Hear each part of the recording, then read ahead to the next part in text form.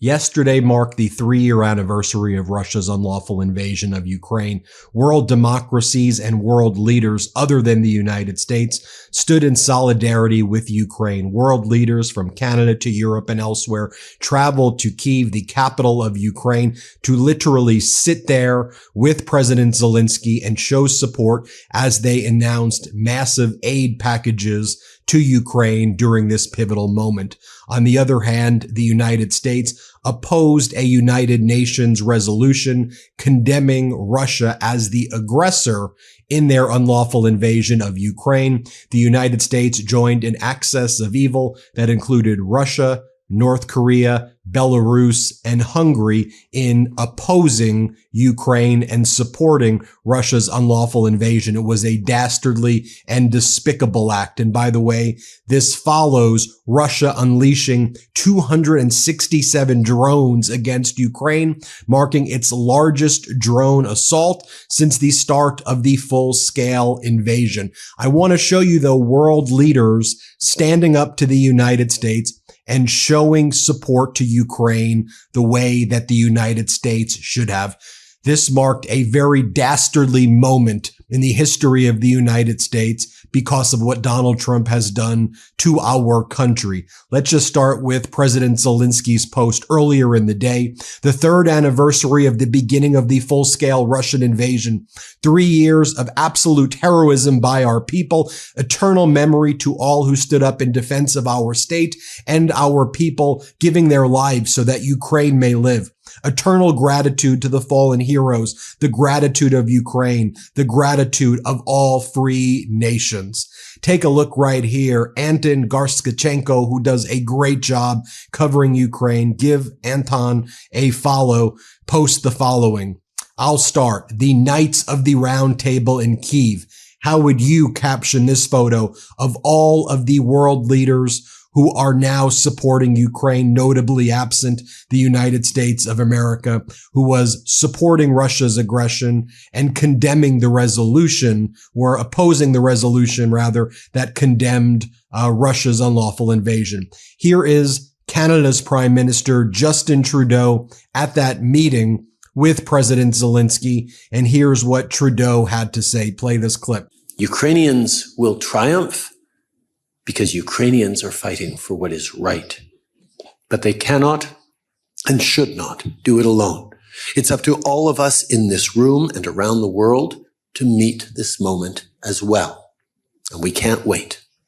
The moment to stop this war of aggression, the moment to defend democracy, the moment to stand for our shared values is now.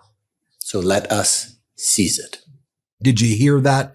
Prime Minister Trudeau says Canada stands with Ukraine now, always, and as long as it takes. Here's Prime Minister Trudeau once again announcing that Canada, among other assistance, will transfer to Ukraine the first installment of $5 billion in aid funded through revenue from frozen Russian assets, along with a grant to help Ukraine maintain energy security. Play this clip.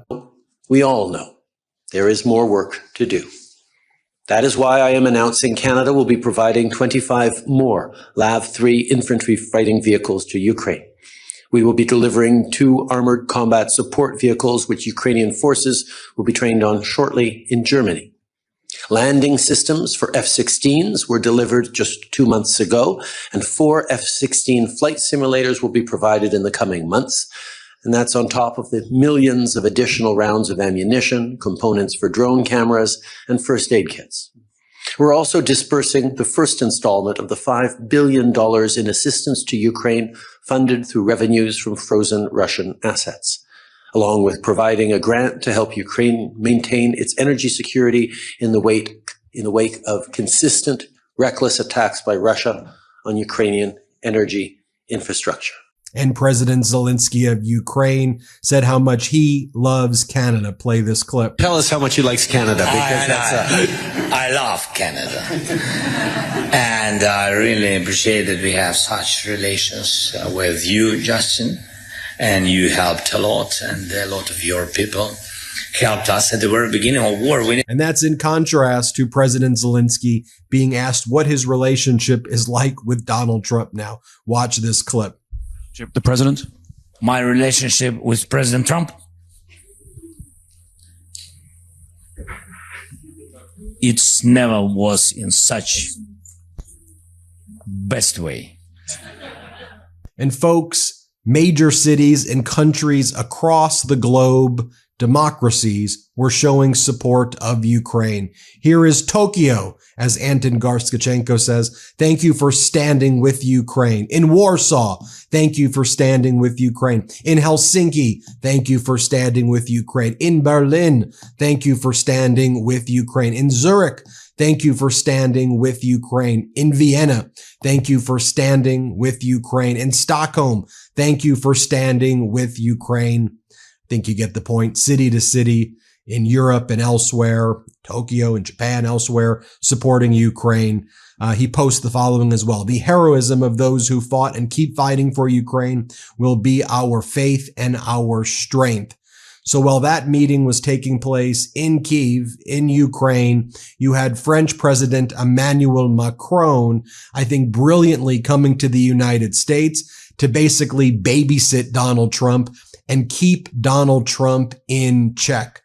Now, we told you about the horrific decision by the United States to oppose the resolution condemning Russia.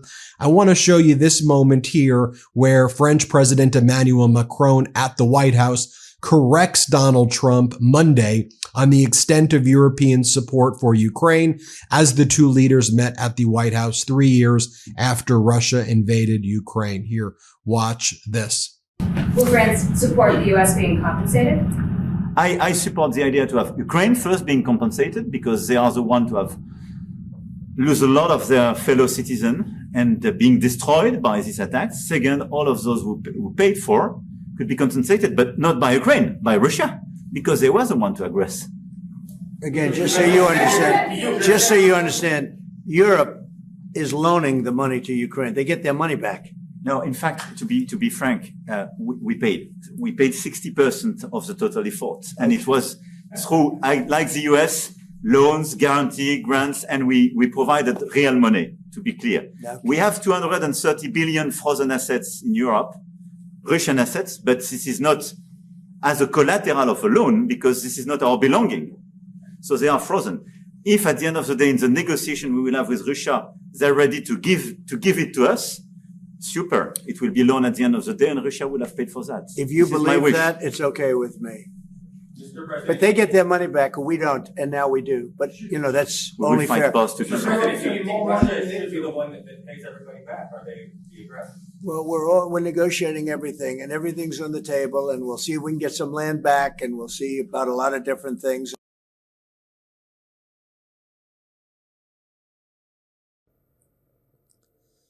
Now here I want to show you the president of Finland. Here is Alex Stubb. Watch this, play this clip. Russia obviously started this war. So if we now allow Russia to do what it wants to do, in other words, stop the existence of a Ukrainian state, then it's not only Ukraine that has lost, it's Europe that's lost, it's the West that has lost, and also the United States that has lost. I think we need to make clear to the Russians and everyone else that there are a few things that are completely off the table in these negotiations. One is EU membership. It is not Russia who decides on EU membership. It is the European Union who does that. Two is NATO. It is not Russia that decides on NATO membership. It is the alliance itself. Three is Ukrainian defense. It is not Russia that decides on what Ukraine has by its border, when, where, and how. And four, European security arrangements or order. It's not Russia that decides on that. We already have a European security order and should stick to it. Here were some of the highlights of President Stubb. It is not Russia who decides on EU membership. It is the European Union who does that. It is not Russia that decides on NATO membership. It is the alliance itself. It is not Russia that decides on what Ukraine has by its border, when, where, and how. It is not Russia that decides on European security arrangements. We already have a European security order and should stick to it. Europe standing strong.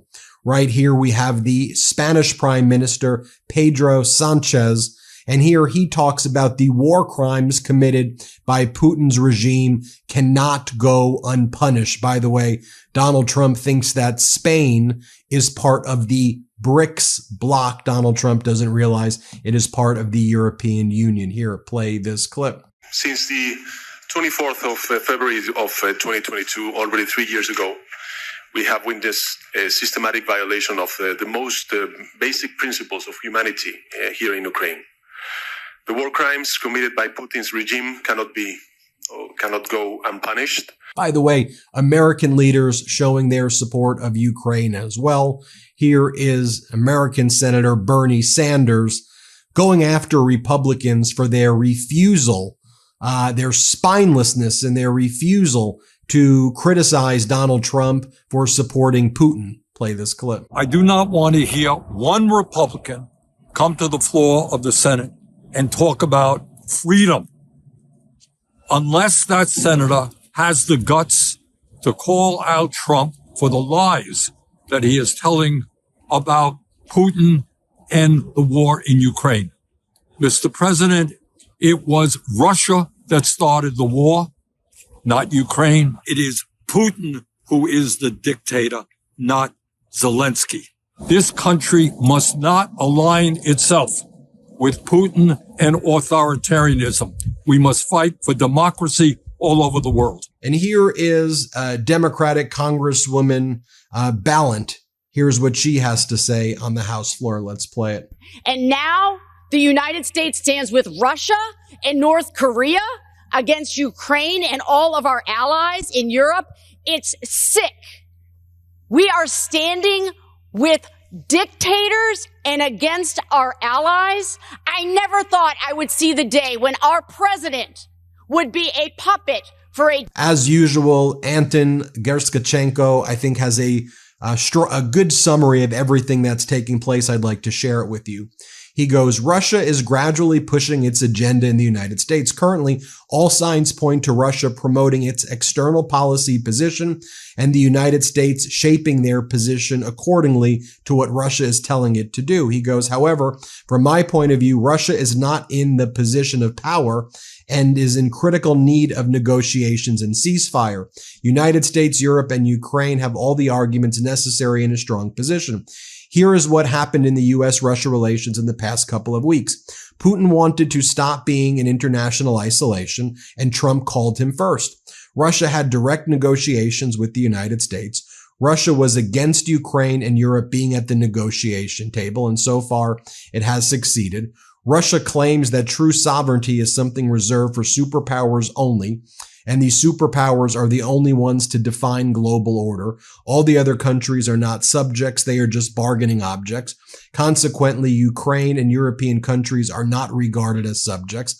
Lavrov, Russia's foreign minister, said that Russia would not stop combat during negotiations, and Russia will only start a ceasefire when its conditions are met. This is a direct ultimatum to President Trump, who insisted on a ceasefire before negotiations begin. The negotiations are turning from peace negotiations to a negotiation of global power influence redistribution that would suit Washington and Moscow and screw over Europe and Ukraine. Within that framework, Ukraine is regarded like a territory. The will of the Ukrainian people and the real situation are not taken into account. However, here is the reality. Russia did not win. Ukraine did not surrender, neither in fact nor morally. Ukraine continues being strong. Ukraine did not just deter Russia during these 3 years. Ukraine exhausted Russia's combat capabilities. What remains of the Black Sea Fleet is in hiding. Russia is forced to beg North Korea for ammunition and missiles. Russia is critically lacking tanks and cannon barrels. Its aviation is very worn out, not just civilian planes. Russian army is using horses and donkeys on the front lines. Russian army cannot force Ukraine out of the Kursk region and had to involve North Korean troops. Russian economy is in decline, and most of the Russian population is starting to feel that. The new sanctions against Russian oil sector will take effect soon, and that will strain Russia's economy even more. Russia's need for negotiations is critical. Russia is not in the position of power. United States, Europe, and Ukraine have these strong positions. So enough with the emotions.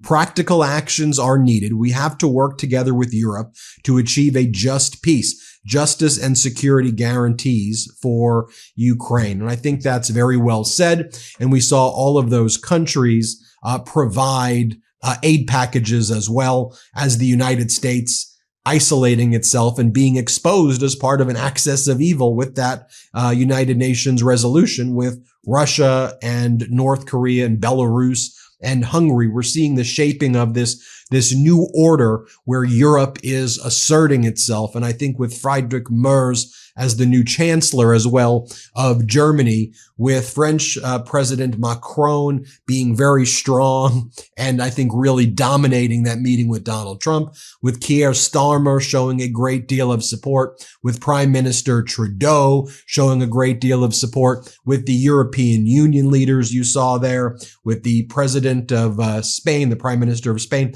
I think we're seeing a great deal of strength being projected by Europe and America looking weaker and weaker. That's why I think what Macron was doing is kind of like, distract, deflect. Trump isn't, a reliable ally, but just kind of push him aside and let Europe assert itself. That's what I see as the strategy and plan. Tell me what you think. I'd love to hear from you. Make sure you put your comments below. Make sure you hit subscribe. Thanks for watching and help us get to 5 million subscribers. The truth is more important than ever. Check out our new Truth Over Lies collection at store.MeidasTouch.com. All 100% USA union made.